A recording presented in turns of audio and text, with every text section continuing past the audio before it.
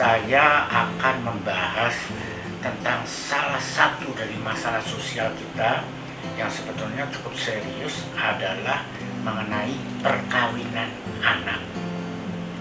Nah, jadi saudara sekalian, sebetulnya pemerintah itu sudah memberikan rambu-rambunya, ada aturan kapan anak itu boleh dinikahkan ya. Kalau nggak salah sekitar 19 tahun untuk perempuan itu. Jadi mengapa kok kasus ini masih terus terjadi?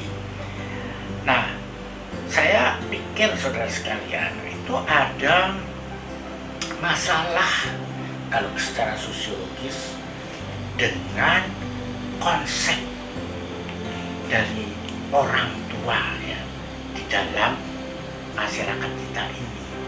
Anak itu apa sih? Gitu. Saya tidak akan mengambil terlalu sulit ya konsep itu. Mari kita lihat saja misalnya seorang penyair Khalil Gibran. Dia mengatakan bahwa anak itu adalah seperti anak panah, dan orang tua itu adalah busurnya. Jadi orang tua inilah nanti yang akan melesatkan anak panah itu pergi ke tempat yang ditujunya sendiri. Dan orang tua harus merasa rela untuk melontarkan anaknya itu, bukan memilikinya. Nah, konsep seperti itu ternyata masih di dalam budaya kita. Orang tua merasa mempunyai hak terhadap anak, menentukan anak, mempunyai keputusan buat anak dan seterusnya. Nah, inilah yang nanti menjadi biang keladi apa yang akan kita bahas hari ini. Nah, begitu tuh bertemu dengan urusan perkawinan, terjadilah fenomena perkawinan anak. Nah, perkawinan anak itu alasannya, kalau orang tua, kenapa sih kok anak kok sudah dikawinkan pada usia seperti itu? Alasannya ya nanti biar Ibu Ida tamu saya ini yang akan menjelaskan lebih jauh. Karena biasanya ya pertama, perkawinan itu kan akan membahagiakan. Kedua, perkawinan itu bisa mengamankan anak dari pergaulan-pergaulan yang bebas dan segala macam. Atau mereka merasa ya ada kewajiban dari agama agar segera mengawinkan anaknya. Nah, jadi seperti itulah kejadiannya. Nah, baik saudara sekalian, saya sedang di sini bersama, saya panggil aja Mbak ya, Mbak Ida. Mbak Ida adalah rekan saya di Departemen Sosiologi FISIP UI. Nah, Mbak Ida ini sudah, setahu saya ini, melakukan penelitian cukup panjang ya tentang fenomena ini. Jadi beliau saya undang, dan terima kasih Mbak Ida. Sama-sama ya, Prof. Mbak Ida, kehormatan bisa di sini. Ya, Mbak Ida, pertanyaan saya pertama ya, tolong digambarkanlah seberapa gawatnya gitu, dalam arti jumlah ya, statistiknya tentang perkawinan anak di Indonesia ini seperti apa? Monggo. Iya, terima kasih banyak Prof. Jadi kalau kita bicara tentang fenomena perkawinan anak di Indonesia tuh Prof, boleh dikatakan kalau Mariamis bilang tuh 40 tahun Indonesia nggak ada perubahan sebetulnya. Boleh dikatakan seperti itu. Kalau saya bilang bahwa 76 tahun Indonesia merdeka, fenomena ini masih terjadi sebetulnya. Meskipun kalau dari segi angka memang dari tahun 2017, 18, 19 itu sebetulnya mengalami penurunan. Tapi kita persentasenya masih 2 digit, 11 ke 10. Sebetulnya kalau dari pemerintah sendiri berekspektasi bisa turun sampai 1 digit, 8% setidaknya seperti itu. Nah, tapi kan Indonesia nomor 2 sebetulnya di ASEAN. Oh, ASEAN. Iya, di tingkat ASEAN nomor 2, meskipun tahun 2017 sebetulnya kita nomor 3. Berarti kan ini mengindikasikan peningkatan, bahwa dari nomor 3 naik jadi nomor 2. Nomor satunya? Nomor satunya Kamboja masih. Nah, kita di tingkat dunia, di tingkat global, tadinya nomor 7, sekarang jadi nomor 8. Jadi mengalami penurunan. Tapi itu mengindikasikan tadi yang ditanya oleh Prof. Situasi yang sebetulnya tidak terlalu banyak berubah secara signifikan, apalagi bicara di dalam pengertian terkait sama dampak, Prof. Gitu. Dampak-dampak yang sebetulnya bukan hanya merugikan anak, tapi juga sebetulnya juga dalam tanda kutip merugikan generasi penerus, calon generasi penerus, karena rantai kemiskinan sebetulnya banyak terjadi karena fenomena ini sebetulnya memang lebih menonjol di perdesaan gitu ya dibandingkan perkotaan, meskipun di sisi yang lain sebetulnya di perkotaan juga terjadi gitu. Dan kalau kita bicara tentang fenomena perkawinan anak itu kan melekat kepada perempuan gitu, karena data Puskapa, Pusat Kajian Perlindungan Anak UI, itu menunjukkan setidaknya 9 dari anak perempuan itu sebetulnya 1 dari 9 anak perempuan itu nikah di bawah usia 18 tahun. Di bawah ya. Nah, sementara kalau kita bicara anak laki-laki itu 1 dari 100. Wow. 1 dari 100. Makanya hasil penelitian kami itu kan melakukan penelitian 3 tahun berturut-turut. Itu hasil tahun pertama kita sebetulnya melakukan meta analisis. Jadi riset terhadap hasil-hasil riset. Karena sudah banyak sebetulnya studi tentang perkawinan anak. Jadi kita merasa tidak perlu melakukan hal baru.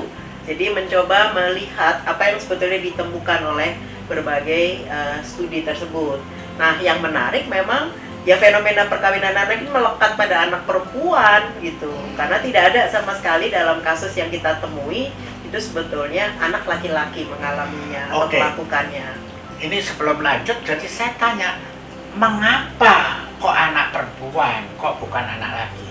Sebab-sebabnya apa biasanya? Nah, saya kira ini kan menjadi penting ya untuk diangkat ke permukaan. Pertama, keterkaitannya dengan kedudukan anak perempuan kan. Anak perempuan itu kalau pakai bahasa Jawanya itu kan konco wingking ya misalnya gitu. Jadi bagaimana anak perempuan itu dianggap sebagai orang yang harus nurut kepada orang tua. Tadi kan Prof bilang ya bahwa yang namanya orang tua itu kan merasa memiliki anak gitu.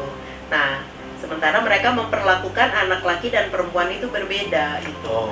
Termasuk ketika kita bicara dulu waktu krisis moneter, sekarang pandemi, itu perempuan yang didorong untuk kemudian lebih menikah gitu. Karena apa? Bisa mengurangi beban keluarga. Dan akhirnya ada ekonominya juga. Ada unsur ekonominya juga, selain juga aspek ketaatan kepada atau kepatuhan kepada orang tua. Karena kan masih berkembang di masyarakat. Buat apa perempuan sekolah tinggi-tinggi toh akhirnya lari sumur, dapur, kasur, pupur. Kita nggak berketawa kita, tapi karena kata-kata itu lucu. Tapi itu iya. Itu memperhatikan. Meskipun yang tadi saya sampaikan, Prof, dampaknya itu sebetulnya ketika mereka menikah di usia anak, selain isu putus sekolah, mereka kan juga nggak siap sebetulnya masuk ke pasar kerja gitu.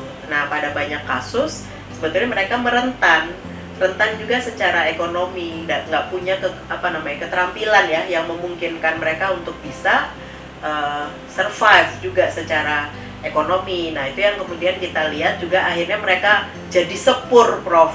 Sepur tuh jadi lokomotif kan, karena dia harus nopang gitu ya. Dalam kasus-kasus yang kami temui itu sebetulnya mereka banyak juga yang ditinggalkan oleh suami dan kemudian harus menafkahi anak gitu.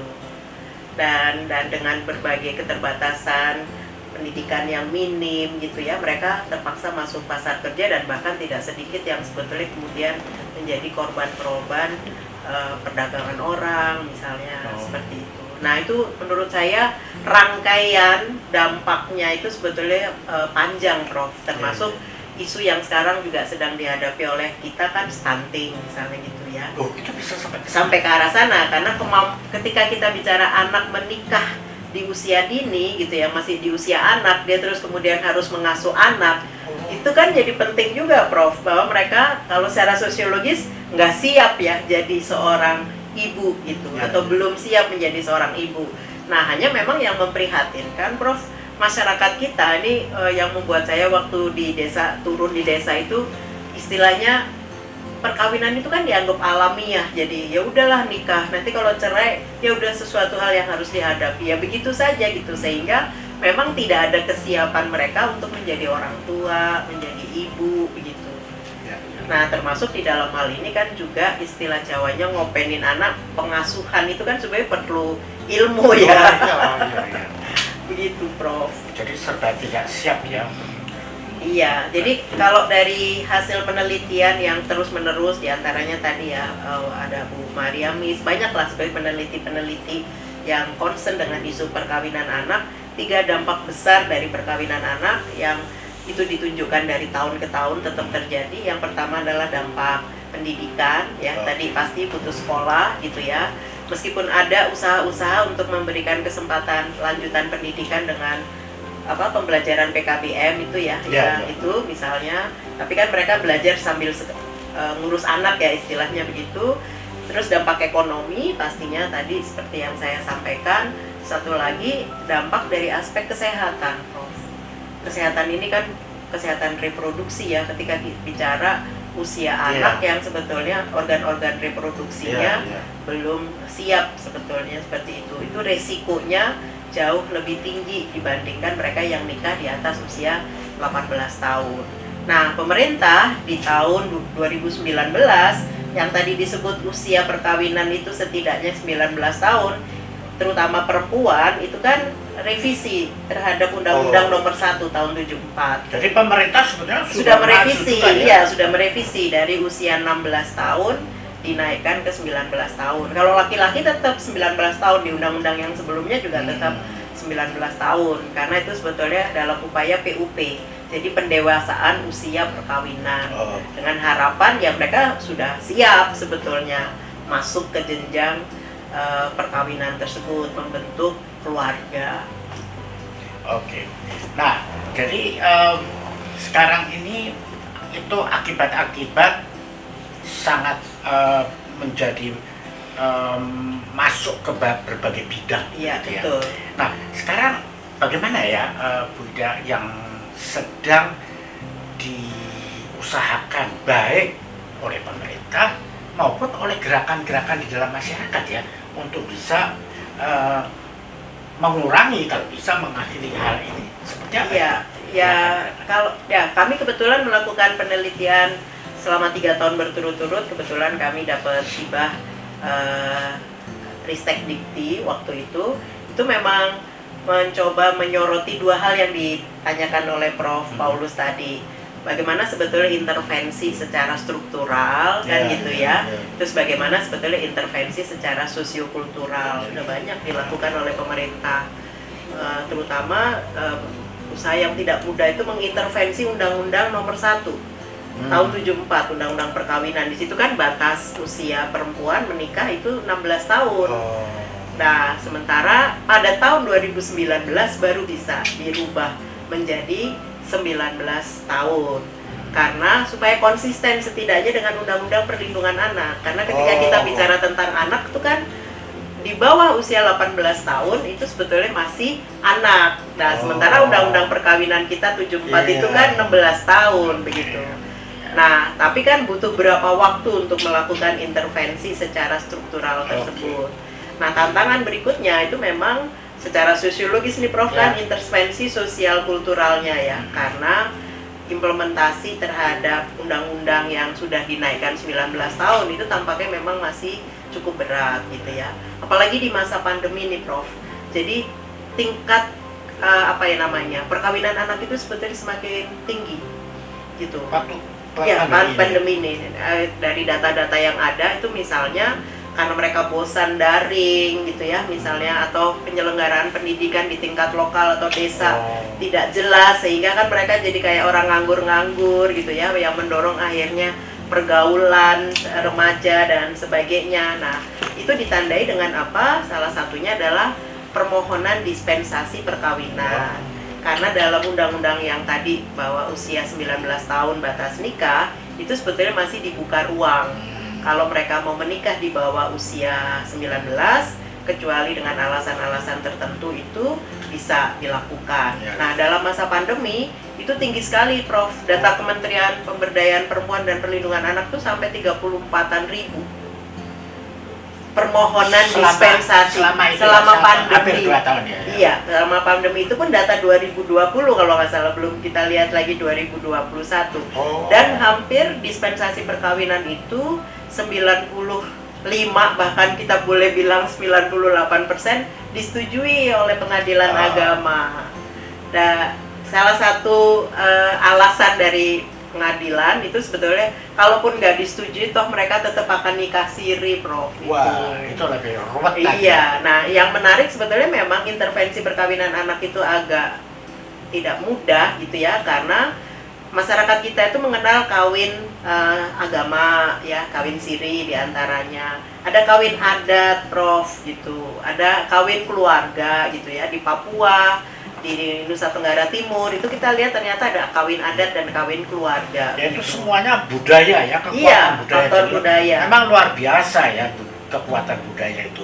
Nah, tetapi ada kekuatan lain, misalnya kekuatan sosial ya. Artinya masyarakat, apakah ada kontrol sosial ataukah itu gerakan-gerakan sosial, bagaimana? Ya, kami melihat itu juga ya. Jadi karena kami melakukan kajian terhadap berbagai hasil riset, meta-analisis, itu sebetulnya kita lihat bahwa fungsi keluarga dan komunitas itu sebetulnya relatif lemah, Prof, di dalam mencegah. Justru mereka berkecenderungan mendorong terjadinya praktek perkawinan anak gitu. Nah, salah satu alasan misalnya bahwa memang dengan menikah itu menjadi solusi ekonomi misalnya gitu. Bisa juga menjadi solusi agama. Narasi yang dimunculkan itu adalah dengan nikah itu sebetulnya karena mereka udah pacaran gitu ya. Usia pacaran itu kan memang turun ya, Prof, gitu ya. Artinya udah SD ataupun awal SMP itu sudah pacaran. Nah, ada akhirnya orang tua atau bahkan lingkungan tokoh-tokoh di sekitarnya yang menyatakan udahlah dinikahkan saja daripada berzina. Itu juga jadi tantangan sebetulnya, Prof. Belum lagi dengan alasan orang tua, misalnya dengan menikahkan anak itu mengurangi beban keluarga, isu ekonominya seperti itu. Nah, kita menggarisbawahi, kita mengeluarkan policy brief sebetulnya, Prof. Nah, itu kita menggarisbawahi ketidakterlibatan secara penuh keluarga dan komunitas dalam mencegah itu ya, dengan harapan bahwa sebetulnya keluarga dan komunitas itu menjadi tameng yang pertama gitu. Tameng pertama termasuk di dalamnya adalah aparat desa gitu. Justru kan ketika kita bicara tentang aparat desa ya sulit juga menolak keinginan keluarga misalnya, sulit juga menolak keinginan tokoh masyarakat yang ada di sana gitu. Ada sih kepala-kepala desa, ada beberapa kasus desa yang bisa misalnya kalau sampai mengawinkan anak di usia di bawah 19 tahun, nah mereka tidak boleh dapat surat apa sebagai bentuk sanksi yang bisa diberikan oleh sanksinya lebih administratif ya, karena sanksi yang lain agak sulit ya. Iya, betul. Meskipun pada akhirnya ya tadi ya, jadi kalau ketahuan nikah siri, ya udah kamu mau minta nanti punya anak, mau akte kelahiran saya nggak keluarkan, misalnya seperti itu, nggak bisa bikin kartu keluarga, misalnya seperti itu. Ada yang sampai berani seperti itu begitu di tingkat lokal. Nah itu ekspektasi itu kita. Masih tetap di tingkat lokal ya, bukan dari pusat sudah. Ya nggak ada, karena kalau di pusat tuh kan sebetulnya kita bicara di undang-undang, perlu ada nanti peraturan pelaksana kan begitu. Nah masyarakat tuh lebih banyak akhirnya, karena dari data penelitian kita juga pengetahuan masyarakat tentang batas nikah itu, usia nikah juga sebetulnya masih minim sebagai, Prof, di perdesaan. Ya, berarti sosialisasi. Iya, sosialisasi dan penegakannya, implementasinya. Karena kalaupun akhirnya mereka bisa taat itu sebetulnya berdasarkan peraturan-peraturan lokal. Gitu. Nah, kalau ini mungkin terakhir ya, Bu Ida, saya ingin tanya kekuatan lain ya. Jadi kalau ternyata kekuatan komunitas juga masih lemah ya dan sebagainya, sanksi dari pemerintah juga ternyata tidak bisa dari pusat itu tadi tidak terlalu kuat juga ya, yang berani misalnya memberikan sanksi tadi, malah di lokal dan sebagainya. Sekarang yang agak nasional ya, yaitu pendidikan ya, melalui sekolah itu bagaimana itu? Apakah ada sekolah itu mempunyai kontribusi untuk menahan persoalan ini? Justru kita temukan itu justru lemah, Prof. Gitu. Sekolah? Lemah. Meskipun kita sudah punya kebijakan, misalnya wajar 9 tahun, misalnya kayak gitu ya, sampai pakai lulus SMA, itu kan sebetulnya usaha untuk mencoba anak tetap sekolah gitu, wajib belajar sampai 12 tahun ya, misalnya seperti itu. 6 ditambah 3 kan Prof gitu, sampai lulus SMA, minimal 9 tahun lulus SMP lah gitu ya, dengan harapan seperti itu. Nah, yang sebetulnya bisa dicoba didorong itu Prof, sebetulnya menurut saya adalah dari institusi agama. Karena narasi-narasi agama ini yang sebetulnya bisa merubah mindset gitu ya. Nah, salah satu yang kita dorong itu sebetulnya kalau banyak yang menggunakan tadi menghindari zina. Nah, kita sekarang mendorong gitu ya, termasuk organisasi-organisasi masyarakat berbasis keagamaan ya, yang peduli terhadap perkawinan anak. Itu sebetulnya dia akan dorong ada ayat yang janganlah meninggalkan generasi yang lemah. Jadi kalau kita anak menikah di usia anak, melahirkan anak juga, itu kan sebetulnya kita melahirkan generasi yang lemah gitu ya, karena dampaknya kan anak yang nikah di bawah usia tadi itu kan dampak ekonomi, dampak kesehatan, dampak pendidikan dan sebagainya, dan itu rantai kemiskinannya terus Prof gitu. Nah, satu lagi yang sebetulnya kita lihat dalam policy brief kita juga sampaikan itu adalah melalui media sosial sekarang. Jadi romantisasi dan glorifikasi perkawinan usia muda, seperti kalau di influencer itu kan banyak juga gitu ya. Tapi termasuk di dalamnya adalah beberapa waktu yang lalu itu kan ada salah satu anak tokoh kita gitu ya, yang menikah laki-laki di usia 17 tahun gitu ya, menikah dengan perempuan usia 16 tahun. Nah, itu yang sebetulnya kita soroti gitu loh, karena romantisme, glorifikasi itu juga terjadi di media sosial gitu, yang sebetulnya kan bisa menjadi rujukan ya, role model gitu bagi anak-anak remaja kita. Nah, itu yang sebetulnya kita coba dorong, bagaimana sebetulnya para influencer ataupun berbagai pihak YouTuber untuk bisa itu kemudian mendukung gitu, mencegah perkawinan anak. Baik. Jadi banyak sekali ya Bu Ida, Mbak Ida ya, penyebab masalah itu, sehingga kita sebagai bangsa menurut saya memang harus berjuang di berbagai lini ya. Nah, saya kira pemerintah mungkin bisa ikut mendorong dalam hal sanksi-sanksi yang mungkin sifatnya lebih administratif ya, yang membuat mereka menjadi terkendala oleh itu. Tetapi saya kira dari gerakan-gerakan dari masyarakat ya karena masalah budaya ternyata akhirnya yang sangat kuat. Jadi memang perkumpulan atau gerakan-gerakan dari masyarakat itu yang melakukan dalam tanda petik perlawanan. Nah, karena agama kita ini misalnya agama Islam yang kuat ya, organisasi dari civil society yang dari sudut agama Islam itu juga harus mempunyai kewajiban ya, menjadi. Mereka banyak melakukan kontra naratif, kontra narasi gitu. Oke, baik Ibu Ida, walaupun persoalan ini masih tetap menggantung ya, kita masih sedih ya begitulah situasi di masyarakat kita. Nanti bisa kita sambung mungkin dengan diskusi lain tentang aspek ini. Baik saudara sekalian, terima kasih atas perhatian yang diberikan. Sampai jumpa pada episode berikutnya. Terima kasih.